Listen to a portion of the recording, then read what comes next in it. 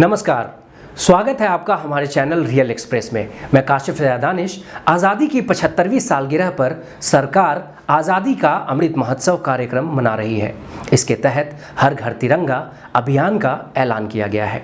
इसमें सभी से अपील की गई है कि वे 13 से 15 अगस्त तक अपने अपने घरों पर तिरंगा लगाएं। चूँकि राष्ट्रध्वज के सम्मान और इसकी मर्यादा बनाए रखने के लिए कुछ विशेष नियम यानी कि फ्लैग कोड ऑफ इंडिया है, जिनका पालन आम जनता के लिए कुछ मुश्किल हो सकता है।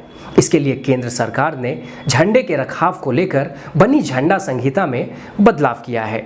आइए जानते हैं कि अब घरों पर झंडा फहराने के लिए क्या नियम है। नंबर 1, अब भारतीय झंडा संहिता 2002 के भाग 2 के पैरा 2.2 के खंड 11 को अब इस तरह पढ़ा जाएगा, जहां झंडा खुले में प्रदर्शित किया जाता है या किसी नागरिक के घर पर प्रदर्शित किया जाता है। इसे दिन रात फहराया जा सकता है। इससे पहले तिरंगा को केवल सूर्योदय से लेकर सूर्य अस्त तक फहराने की अनुमति थी। नंबर 2, इसी तरह झंडा संहिता के एक अन्य प्रावधान में बदलाव करते हुए कहा गया, राष्ट्रीय ध्वज हाथ से काता और हाथ से बुना हुआ या मशीन से बना होगा। यह कपास, पॉलिस्टर, ऊन, रेशमी खादी से बना होगा। इससे पहले मशीन से बने और पॉलिस्टर से बने राष्ट्रीय ध्वज के उपयोग की अनुमति नहीं थी। नंबर 3, 2002 से पहले आम लोगों को सिर्फ स्वतंत्रता दिवस और गणतंत्र दिवस पर तिरंगा फहराने की छूट थी। 26 जनवरी 2002 को इंडियन फ्लैग कोड में संशोधन किया गया, जिसके बाद अब कोई भी नागरिक किसी भी दिन झंडा फहरा सकता है। आपको बता दें कि तिरंगा फहराने के भी कुछ नियम हैं। नंबर 4, झंडे का आकार आयताकार होना चाहिए।